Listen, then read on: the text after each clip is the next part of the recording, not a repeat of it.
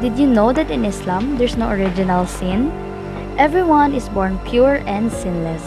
Once a person grows up and can tell right from wrong, they become responsible for their own actions. Simple and fair, right?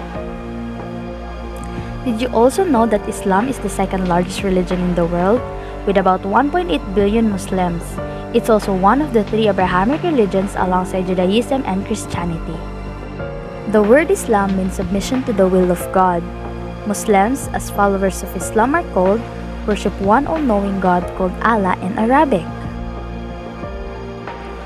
It all started in the year 610 CE. Muhammad, a man known for his honesty and wisdom, was 40 years old when he received a message from God. These messages were written down and became the Quran, the holy book of Islam. Muhammad shared his teachings, offering new ideas inspired by Judaism and Christianity. His followers grew, and Islam began to spread across the Arabian Peninsula. After Muhammad passed away, his followers continued to spread Islam. Military journeys called Futuhat brought Islam to Egypt and North Africa. But it wasn't just through battles and trade, but also businesses helped spread Islam to many parts of the world.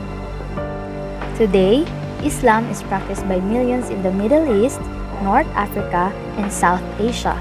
Indonesia has the largest Muslim population in the world. In Islam, angels are not just stories.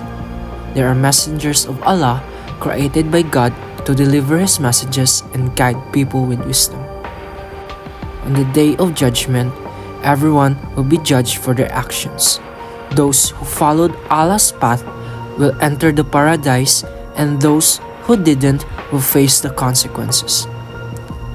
Leaving Islam or apostasy is a serious sin.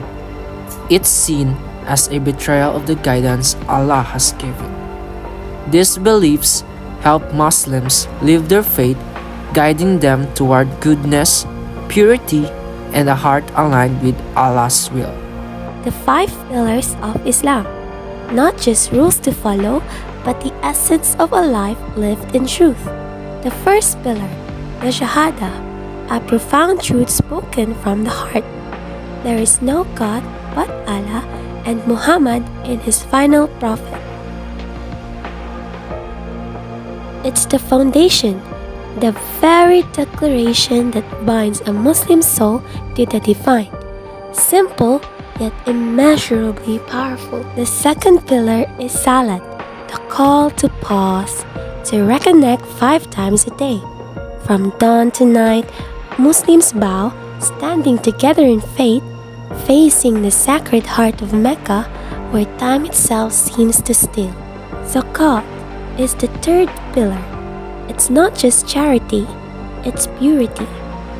It is a person giving 2.5% of what they have, ensuring their wealth remains a blessing, not a burden.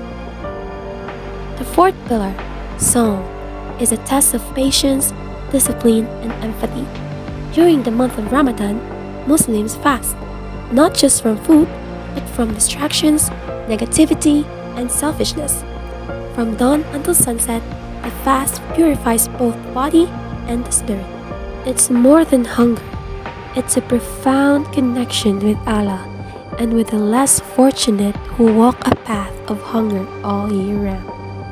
The fifth pillar, Hajj, the pilgrimage that calls to the soul. Once in a lifetime, Muslims travel to the heart of Islam to stand together in unity, circling the Kaaba, praising Allah, and participating in ancient rituals that bind the past, the present, and the future. Here, the world feels small, a shared purpose, a shared faith. Muslims memorize the Quran, letting its words become part of them. Each verse is a piece of the divine, recited in prayer, carried in the heart. It's more than memory. It's the living of word of Allah, guiding their every step. And then there is call to prayer, the voice of faith that rings out across the world, reminding us all to pause, to connect, and to bow in humility. A voice first heard in the 7th century calling them to what truly matters.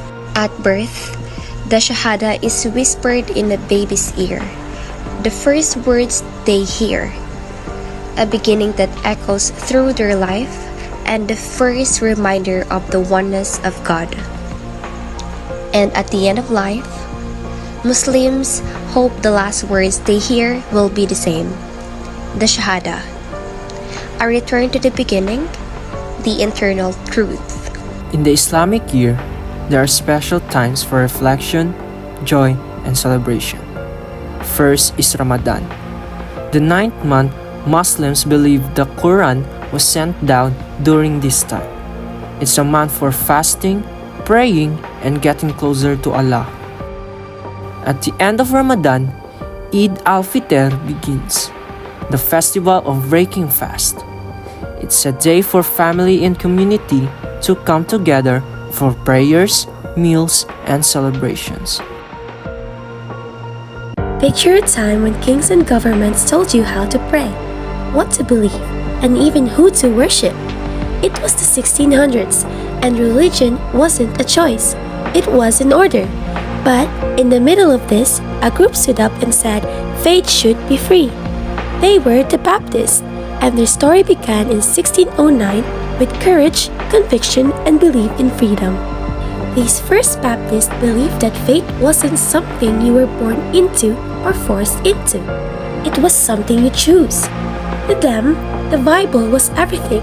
It held the truth, the answers, and the guide for life. They had something different, believers' baptism. It wasn't about baptizing babies who didn't yet understand, but it was adults making a choice saying, I believe in Jesus. Baptism wasn't just a ritual. It was a powerful symbol of starting fresh, like being washed clean and stepping into a new life. To Baptists, this wasn't just a moment, it was a commitment, a promise to follow Jesus and live with faith. Baptists didn't stop at their own beliefs. They championed a revolutionary idea, religious freedom for all. They were some of the first to say that faith should never be forced, and the government should never control religion. This belief inspired ideas that shaped democracy, like the separation of church and state. Today, Baptists are the diverse and global family. There are over 100 million Baptists in the world, with thousands of churches across the United States alone. They worship in grand buildings and small homes, in cities and villages. Their style of worship may differ, but their core beliefs remain the same. Baptism is a special celebration of a new life with Jesus.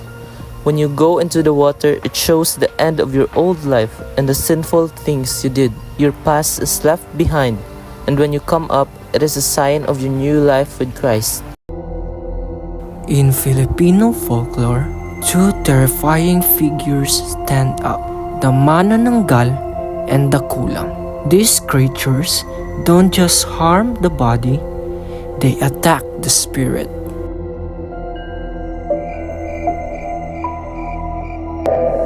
The manananggal is a woman by day, but at night, her body splits in half as she grows bat-like wings. She preys on pregnant women, using her snake-like tongue to drain life from both mother and child. Her powers, legends say, come from swallowing a cursed black chick, biting her to a bloodthirsty and cursed existence. Kulam, or Filipino witchcraft, is equally frightening. Mangkukulam use dark magic fueled by hate and revenge to harm others. By using objects like dolls, photos, or hair, they send curses that weaken their victims physically and spiritually, spreading fear and darkness into their life. In the end, the stories of the Manananggal and Kulam preserve Filipino culture while guiding spiritual growth, reminding us the constant battle between good and evil.